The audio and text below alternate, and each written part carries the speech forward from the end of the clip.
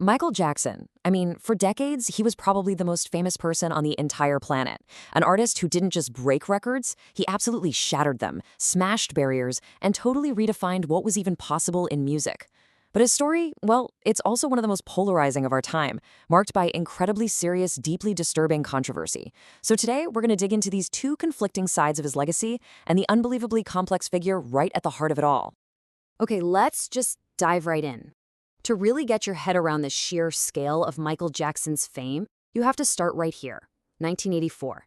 He walks in and takes home a record-breaking 8 Grammy Awards in a single night. Now, this wasn't just a win, it was basically a coronation. And it was all thanks to one album that literally changed everything. And that album was, of course, Thriller. It didn't just sell well, it became this global cultural event. We're talking 30 times multi-platinum, the first album in history to ever hit that mark. It just defied genre, you know? It blended pop, rock, and soul in a way nobody had ever heard before, completely redrawing the map of popular music for good. And you know, Thriller was no fluke.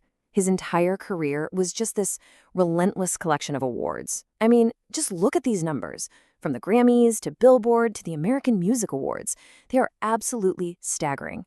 It puts him in a category all by himself. But his real impact, well, it went so far beyond just awards. It was all about his innovation. But see, the awards and the sales figures, they only tell part of the story. Jackson's real genius, the thing that truly cemented his legacy, was how he completely rewrote the rules for how music was made. And maybe even more importantly, how it was seen. So to get how they did it, you gotta listen to Matt Forger, one of his engineers. He said that Jackson and his team, we're talking legends like Quincy Jones and Bruce Sweetan, they weren't just in the studio recording songs. No, they were using the studio itself as an instrument, building these huge, layered soundscapes that nobody had ever imagined. And their secret weapon? It was something they called the Acasonic recording process. What they did was they synced up multiple, massive tape machines so they could layer hundreds of audio tracks onto a single song. This gave them what was basically an infinite canvas to create the incredible sonic detail you hear on a track like Billie Jean. It was genius. And Jackson also broke down visual barriers. Before Billie Jean, you have to remember, the brand new music channel MTV pretty much only played white rock artists. They actually refused to play the video at first, but once they finally gave in, the wall between black and white music on television just came crashing down. As one critic famously said, Jackson was MTV's Jackie Robinson. And he never, ever stopped pushing. By the early 90s, he felt kind of trapped by that King of Pop title. So he split from Quincy Jones to take full creative control of his album, Dangerous. He wanted to tackle more complex themes, race, politics, desire, and create art that was way more provocative and way more personal. But here's the thing. Just as his artistic ambitions were reaching these incredible new heights, his public life began this dark, dramatic unraveling. And this is where the second conflicting narrative of Michael Jackson really begins, one of deeply disturbing allegations. These allegations, they unfolded over decades. It all started back in 1993 with the first public accusations of child abuse. That case was ultimately settled out of court. Then, in 2005, Jackson actually stood trial on similar charges and was acquitted on all counts. For years, the story kind of went quiet until the whole controversy just exploded back into public consciousness in 2019 with that documentary, Leaving Neverland. Leaving Neverland was nothing short of a cultural bombshell.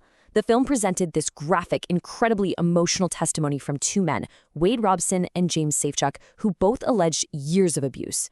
It was critically acclaimed, it won an Emmy, and reviewers called it a devastating case that forced a global re-examination of Jackson's entire legacy. Well, the response from Jackson's estate and his supporters was immediate, and it was forceful. They put out their own rebuttal documentaries, pointing to what they said were major inconsistencies in the accusers' timelines and their motives. And the estate also launched this massive lawsuit against HBO, framing the film as a completely one-sided attack. And so this is what we're left with, right? We're left grappling with this deeply complicated legacy. It's a clash between two powerful and, honestly, seemingly irreconcilable stories. The generational artist on one side and the accused predator on the other. So how do you weigh these two sides? This is the central question that continues to divide audiences and critics and fans. Can you separate the art from the artist? Or do the allegations forever taint the music? It's a tough one. For a lot of people, the answer is clear. The focus has to stay on the art. They argue, like this reviewer put it, that the music should be the focus and that his incredible cultural contribution should be examined on its own terms, totally separate from the scandal.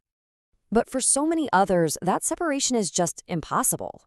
The accusations cast a shadow so dark that the art just can't be seen in the same light anymore. Some even argue that his later work doesn't really hold up to scrutiny, with one critic suggesting that people are just retrofitting significance onto what they call forgettable material. So the debate rages on. Michael Jackson remains both one of the most celebrated and one of the most condemned figures in modern history. The final verdict on his legacy is still being written, and it leaves us with this one final, really difficult question. Decades from now, what will history remember? The artist or the accusations?